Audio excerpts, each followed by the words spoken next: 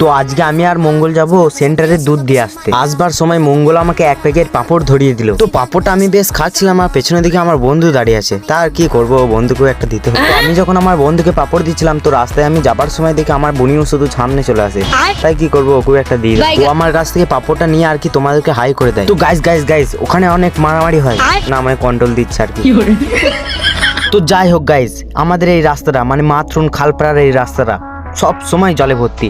তো কোনোদিনও কি ঠিক হবে না? আমরা কি এই রাস্তাতে কোনোদিনও হাঁটতে পারবো না? ওইটা তোমরা কমেন্টে বলো। বেশ, তো ফাইনালি আমরা চলে আসি দুধের সেন্টারের কাছে। তো তাড়াতাড়ি করে মঙ্গল ওই সেন্টারের ভেতরে ঢুকে ওর দুধটা দিয়ে চলে এলো, না মানে গরু।